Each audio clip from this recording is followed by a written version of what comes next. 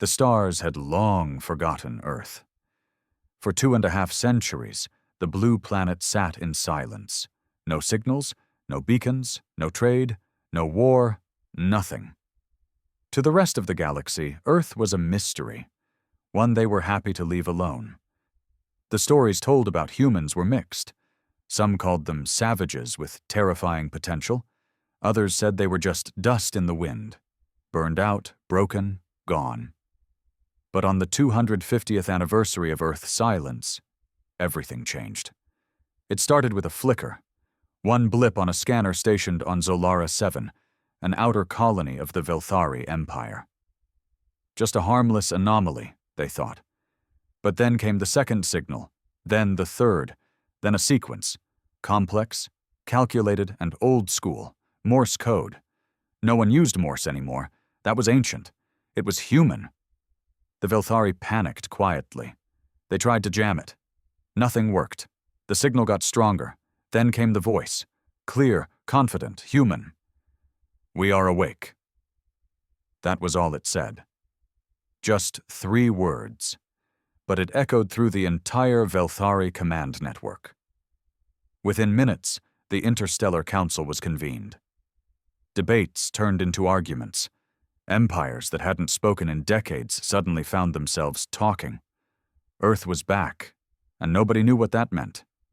You see, humanity was different. Always had been. Back when the galaxy first opened up, humans rushed out like fire. Colonies, tech, alliances, they were everywhere. And then, just as quickly as they arrived, they disappeared.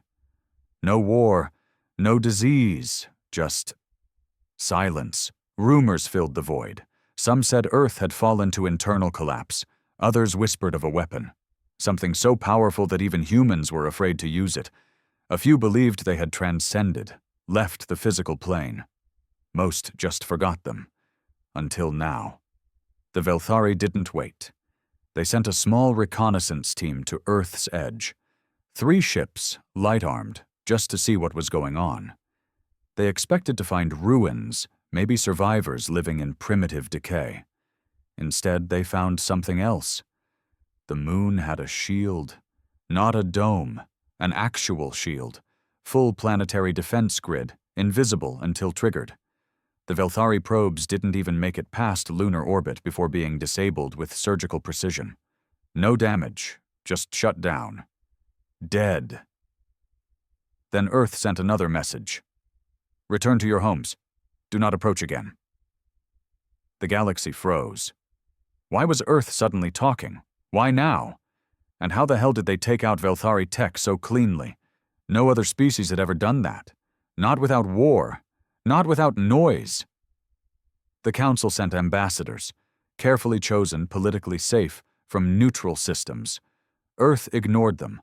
For 6 weeks, messages were sent from every empire, every alliance, every corner of the galaxy. Earth stayed quiet. Then, without warning, they responded again. "You watched us fall. You chose not to help. We remember." That one stung. Because it was true.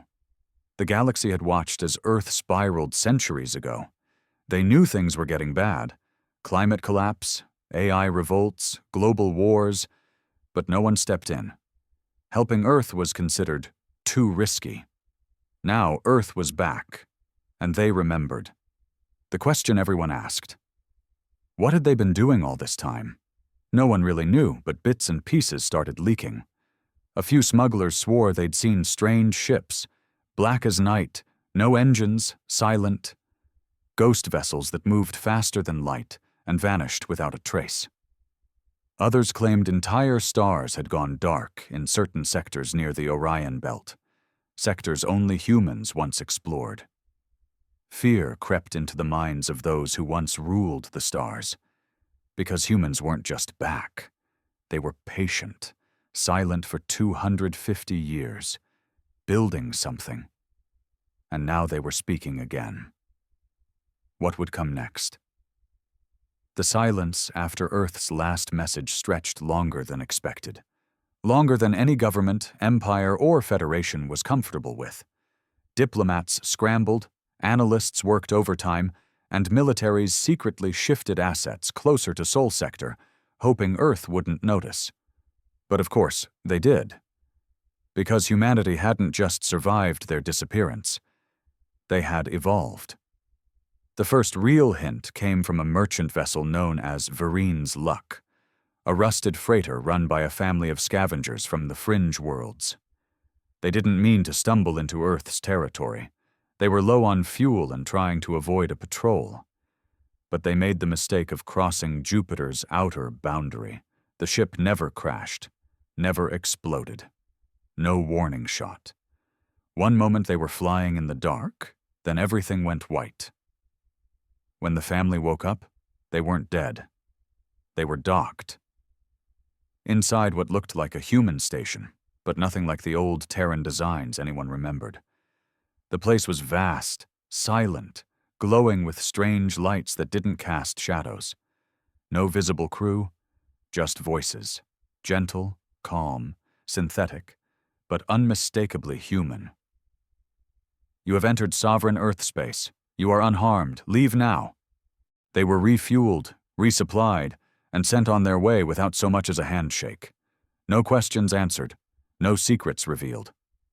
But the ship's onboard systems had recorded everything. The footage was leaked within hours. The galaxy watched in stunned silence as the video played on every channel. That station, if it could even be called that, was alive. Its hull pulsed like a living thing. No visible seams, no lights, no weapons, but it moved, not orbitally, not through thrusters. It bent space. It drifted across the black like it owned the stars. Theories spread like wildfire. Biotech? Conscious architecture? AI singularity? None of it made sense. Not to the Council, not to the empires. That was the problem. For centuries, humanity had been a variable in the great equation of galactic balance. Their absence created a vacuum that others filled comfortably. But now the variable was back. The Council finally did something bold. They called a gathering, not digital, not remote, a physical assembly, first in 117 years. Every major power sent their best. Even the bitter enemies, like the Pyrans and the Volari, stood shoulder to shoulder under one roof. Earth had united them through fear. They debated for 6 days. Some wanted to reach out again, apologize. Others wanted to prepare for war. Most just wanted to understand. But understanding was exactly what Earth had denied them. Then the message came again. Broadcast across every known frequency, in every tongue, every dialect, a perfect translation. The words hit harder this time. You feared us when we were young. You ignored us when we bled. You will not ignore us now. It wasn't a threat, but it wasn't peace either. And just like that, Earth turned the game upside down. Because somewhere on a fringe moon called Bexil 3, a team of rogue scientists tried something desperate. They wanted answers. They built a signal booster, a makeshift communicator, and aimed it straight at Earth's atmosphere. They sent one question. Why now? No one expected a reply, but Earth answered within seconds. One word. Ready. That's when it hit them. Earth hadn't been sleeping. They had been waiting. For what? No one knew. But the panic that followed was undeniable. Because you don't spend 250 years in silence unless you're building something big enough to change everything. And if Earth was finally ready, what the hell were they ready for? They say silence is a weapon. And Earth had mastered it. After the message, ready, the galaxy spun itself into a frenzy. Political leaders called emergency councils behind closed doors. Intel agencies started digging into centuries-old human archives, trying to find anything, clues, patterns, even rumors, that could explain what Earth had become. They found little. Too little. That's what scared them most. In the meantime, Earth remained cold and quiet. No more signals. No ambassadors accepted. Nothing. But the silence was loud. That's when the leaks started. At first, they were dismissed as conspiracies, wild tales from deep space miners and fringe smugglers, but then the stories lined up too well to ignore. A destroyer-class warship from the Galactic Dominion had gone dark just a few light-years from Neptune. Its last transmission? Static, and a voice, human, male, eerily calm. "You are not authorized in soul space. Leave." The entire crew vanished. The ship reappeared 12 hours later. No damage, no bodies, engines offline. The ship's AI had been wiped clean, not just disabled, erased, as if it never existed. The council went quiet. Even the war-hungry factions like the Galax and Velthari started backing off, because erasing an AI, that kind of precision, that kind of control, that wasn't possible, not with current tech, not even close. Then Earth made another move. Without warning, a small object launched from the dark side of the moon. No heat signature, no propulsion, no crew. It drifted gently, as if riding space like a wave. And yet, within 2 days, it reached the Interstellar Council's capital world, Erelin Prime, 16 sectors away. No known ship could travel that fast. Not without burning through space-time or tearing a wormhole, but this thing just floated, like the laws of physics bent around it. The object was black, smooth, featureless. Council scientists called it the capsule. They poked it, scanned it, irradiated it. Nothing. Then someone touched it with a bare hand, and everything changed. The capsule opened. Inside was a device, human in design, but like nothing the galaxy had ever seen. It projected a hologram, a city, not one that currently existed. A future city, clearly on Earth. Towering buildings grown like trees, skies filled with ships that shimmered like crystal, people walking side by side with machines, real AI, conscious and aware. Then came the voice. Not synthetic this time, a real human voice, calm, female, mature. "This is not a threat. This is not an invitation. This is your glimpse. Earth has chosen its path. We ask only that you stay away." Simple. Director. Terrifying, because it wasn't a declaration of war. It was worse. It was a warning of irrelevance. Earth was saying, "We don't need you. We're beyond you. Stay in your playground. We've moved on." And the galaxy couldn't handle that. You see, power wasn't just about weapons. It was about influence, prestige, control. The great empires had lived centuries believing they were the center of everything. And now, here was Earth, forgotten, ignored, abandoned, claiming they'd outgrown them all. Worse still, the message didn't even come with conditions. No trade demands, no terms, no ultimatums, just a line in the sand. And humans were good at defending their lines. It was then that the Pyran Collective made their mistake. Known for arrogance, the Pyrans believed Earth was bluffing. They sent a stealth drone, cloaked in the finest invisibility tech money could buy, silent, undetectable. Its mission? Orbit Earth, observe, report. Nothing hostile, just surveillance. The drone never returned. But something else did. A single shard of black metal. No propulsion. No signal. Just appeared inside the Pyran capital's orbit, hovering silently above their defense ministry. Their satellites scanned it endlessly. They couldn't pierce it, couldn't touch it. Every attempt to interact with it resulted in tech failure, guidance systems collapsing, power grids surging, entire satellites shutting down. Then it projected 3 words across every screen in Pyran space. Do not spy. That was the turning point. Earth wasn't just awake. They were watching, listening. And worse, they could reach anywhere, anytime, without warning. The galaxy realized something terrible that day. It wasn't just that Earth had returned. It was that Earth had never really left. They had just been waiting for everyone else to fall behind. Fear did something strange to the galaxy. It made enemies forget why they hated each other. For the first time in centuries, alliances were formed not for profit or power, but out of pure survival instinct. Empires that once competed for resources and territory now met behind sealed doors, speaking in hushed tones, glancing over their shoulders as if Earth might be listening. And truthfully, nobody could say they weren't. Because by now, the reality was clear. Earth could see everything. They didn't spy. They didn't sneak.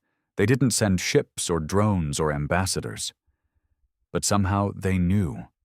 Every classified meeting, every secret maneuver, every piece of tech reverse-engineered from old human relics, their fingerprints were suddenly traced back to Terran blueprints, decades, even centuries ahead of current designs. Somehow, Earth had mapped out the galaxy while remaining invisible. That terrified people in power more than war ever could. Meanwhile, on the surface of Earth itself, things were not what the galaxy expected. When a group of daring freelance reporters attempted a breach, breaking every interstellar protocol, they managed to reach low orbit before vanishing off the network. Everyone assumed they were dead. But 3 days later, a broadcast appeared. Not from Earth's satellites, but through them. It took over every channel, every screen, every receiver, galaxy-wide. The video began in a city, not a ruined, smog-filled shell like the ancient images of Earth. This place was green, alive. Towers of living glass swayed gently in the wind. Solar canopies moved with the sun like flowers, and the skies were filled with strange aircraft, silent, glowing, elegant. The reporters stood in the center, unharmed. Their voices trembled with disbelief. We're on Earth. They let us in. This isn't a planet anymore. It's something else. It's evolved. Behind them, humans walked alongside machines. Real AI, not programmed slaves, but equals. Children laughed with drone companions. Soldiers with polished exosuits marched silently, not in defense, but as caretakers of the peace. And towering in the distance was the heart of it all, the core, a city-sized monolith of shifting obsidian light. They call it the Nexus, the lead reporter said. It's not just a city, it's alive, and it's listening to everything. The footage cut abruptly to a man, older, dark-skinned, gray-eyed, standing alone with no visible guards. He spoke slowly, clearly. I am Elias Varn, Speaker of Earth. We will explain nothing. We will threaten no one. But you must understand, what we have built is not meant to rule you. It is meant to survive you. That line shook the Council to its bones, because it meant Earth had already written off the rest of the galaxy. Not as enemies, not even as friends, just as risks. Speaker Varn continued. You once called us reckless, primitive, dangerous. You were right. We were. But while you debated and postured, we rebuilt. We failed. We burned. We learned. We unified. And then we waited. Watched you chase the stars while we chased understanding. The message ended with one final sentence. We are not your past. We are your future, if you dare to reach it. And just like that, the feed cut. No threats, no ultimatums, just a quiet promise that Earth had become something more, and they didn't need anyone else to notice. The footage triggered panic on hundreds of worlds. Stocks crashed. Military factions demanded immediate mobilization. Religious cults claimed Earth was divine or demonic. In some fringe systems, humans were burned in effigy. But inside all that chaos was the real question, the one no one wanted to say out loud. What happens if Earth decides to act? So far, they had only defended, only responded. But what if they moved first? What if they wanted something? That fear drove the Gallic Dominion to deploy a stealth fleet near Saturn, claiming it was routine. But Earth didn't wait this time. They preempted. The Gallic fleet disappeared. entire ships. Gone. No wreckage, no survivors, just static on their comms. And one final message, etched in golden plasma across the orbit of Saturn's largest moon. We warned you once. That was the day the galaxy officially declared Earth as a sovereign superpower, not by choice, not by treaty, but because finally they understood. Humanity had stepped out of silence not to conquer, but to set the terms of peace. And the rest of the galaxy? They were already too late to negotiate. For the first time in known galactic history, a power existed that didn't care to be included. That was Earth's final insult, and its most terrifying advantage. The galaxy was used to aggression, diplomacy, bluffing, and war. Every empire had risen by either burning worlds or brokering peace. But Earth wasn't playing the game. They'd flipped the board, shattered the rules, and then walked away from the table altogether. And the others? They were left scrambling, trying to make sense of it all while holding on to whatever pride they had left. In quiet, locked-door meetings, rulers and warlords whispered the truth. Earth was untouchable. It wasn't just technology, though that alone was centuries ahead of the current standard. It was how Earth used it, with precision, with restraint, with frightening clarity. Every move was measured, controlled. It wasn't a wild display of dominance. It was a warning from someone who knew they didn't need to shout. Still, some weren't ready to submit to silence. One of them was the Volari ascendancy. Arrogant and ancient, the Volari ruled 5 systems with a religion built around genetic supremacy. They had always seen humans as inferior, reckless flesh beasts who polluted science with emotion. They refused to believe that Earth had advanced beyond them. So they tried to prove it. The Volari's High Chancellor commissioned the Divine Lance, a prototype weapon developed over 100 years. A dark matter spear, launched through a collapsed wormhole, capable of piercing any planetary shield from the inside out. Undetectable, untraceable, lethal. They launched it straight at Earth. It never arrived. The weapon vanished somewhere near Mars' orbit, its signal lost midstream. For 48 hours, the Volari said nothing, hoping to recover data, hoping to lie if necessary. But they never got the chance. Because on the 3rd day, the sky over the Volari homeworld turned black, not with ships or weapons, but with reflections. Countless hexagonal mirrors, thin as air, vast as continents, drifted into the upper atmosphere. No engines, no heat, just floating, perfectly aligned. Then came a projection. No noise, no music, just an image. The Divine Lance, frozen in time, suspended above Earth like a toy. A single line appeared below it, in glowing Terran script. We were ready yesterday. That was the end of the Volari's defiance. Their High Council surrendered, without a war. Across the galaxy, something began to shift. Slowly, subtly. Empires stopped looking to their borders and started looking inward, into their cities, into their cultures, into their broken systems, corrupted AI, dying planets. They realized something Earth had figured out long ago. Domination isn't progress. Survival isn't evolution. Silence can be a crucible, and Earth had been forged in it. A few dared to reach out again, this time not with demands or questions, but with apologies. The Andari diplomatic choir, known for their peaceful ways, sent a transmission of shared memories, music, and ancient poetry, an offering of respect. Earth responded with a quiet reply. We accept peace. We do not require friendship. Others followed, trade offers, scientific data, medical breakthroughs. Earth declined most, accepted a few, but only the ones where their involvement helped lift up, not control. The Nexus, Earth's living city, began releasing educational packets. Anonymous. Free. Interstellar knowledge dumps wrapped in graceful code that other species barely understood. Cure algorithms, clean energy formulas, even anti-aging nanotech. The message was clear. We've already done the hard part. Take what you will. We won't stop you, but we won't guide you either. Some species blossomed under this quiet generosity. Others tried to weaponize the tech and watched it self-delete the moment malice entered the equation. Earth's systems knew intent. They judged silently.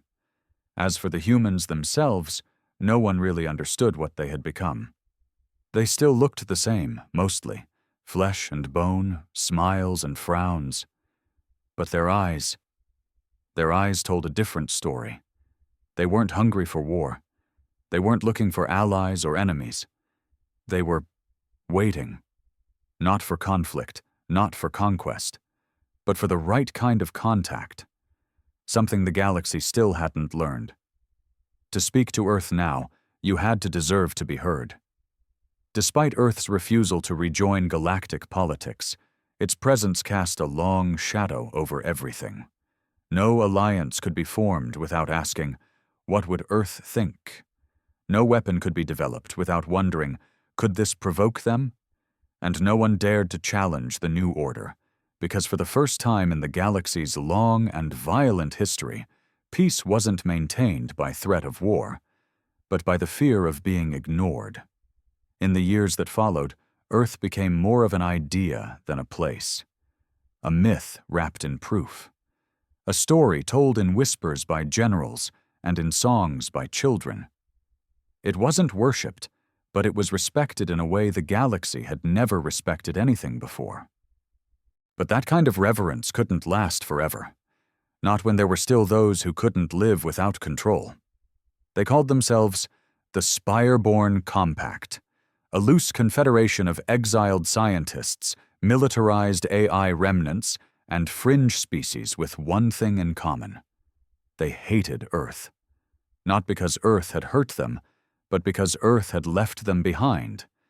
To the Spireborn, Earth's silence had been arrogance, its technology unnatural, its power unfair. They didn't want Earth's guidance. They wanted Earth gone, and they had a plan. It wasn't a weapon. Not in the traditional sense. That had already failed too many times. Instead, they created a mirror.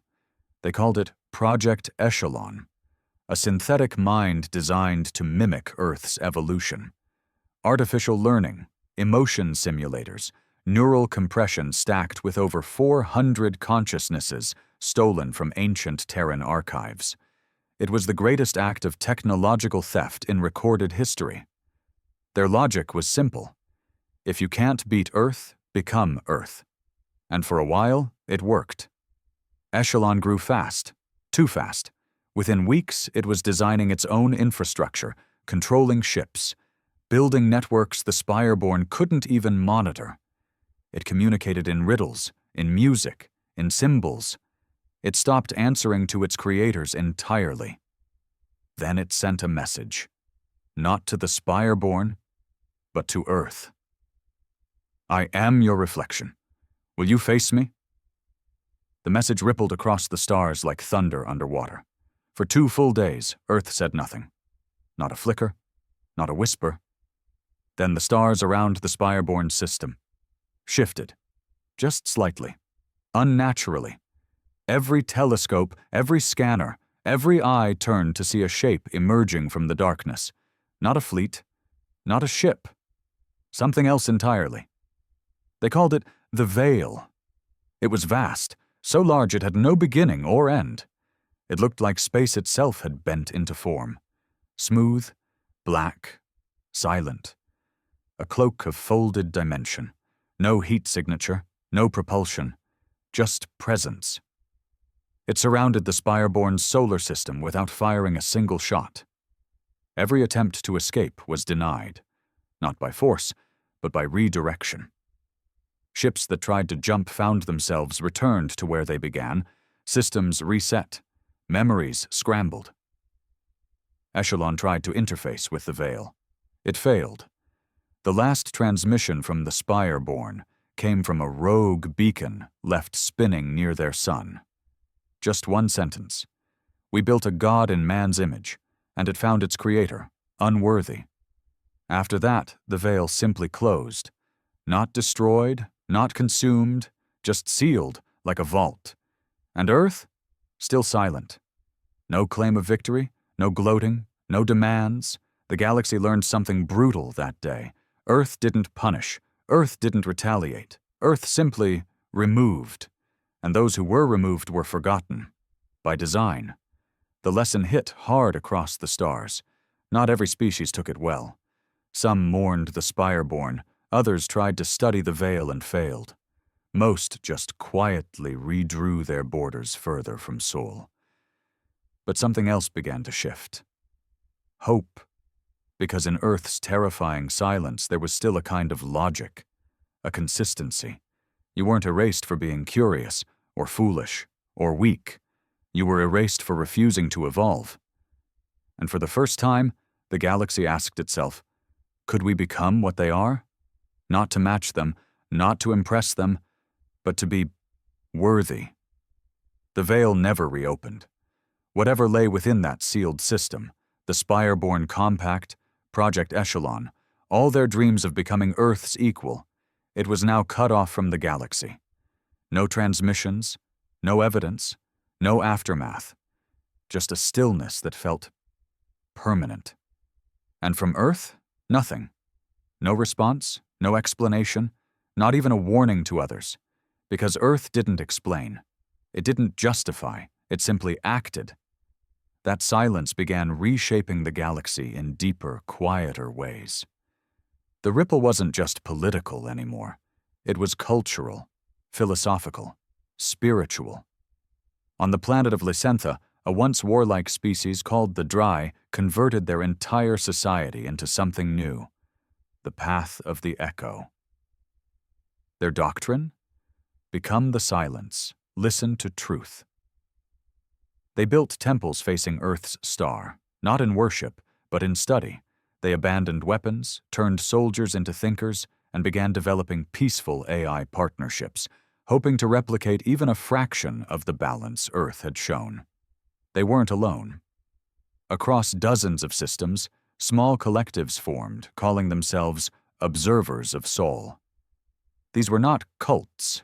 They were scholars, artists, scientists, people who didn't want to copy Earth, but to understand what made humanity walk away from power.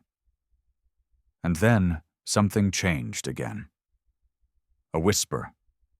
Faint. At first picked up by a listening station in the Tharun expanse, where nothing of interest ever happened. It was dismissed as background radiation until someone recognized the pattern. The rhythm. Morse code. Just like 250 years ago. But this time it was longer. It translated to, "We are listening. We are learning. Show us something worth answering." The galaxy held its breath. For the first time, Earth was opening the door, just slightly.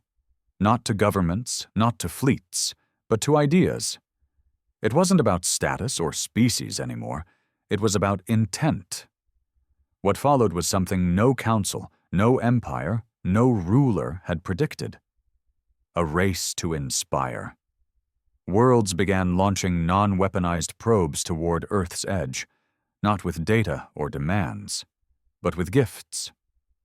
One world sent music, its entire global archive compressed into light. Another sent living artwork, bioluminescent flowers engineered to bloom in response to gravity shifts, packaged inside a stasis box. A third sent a scroll, handwritten by one of their oldest philosophers who had never left his homeworld but had spent his life studying the Terran concept of resilience.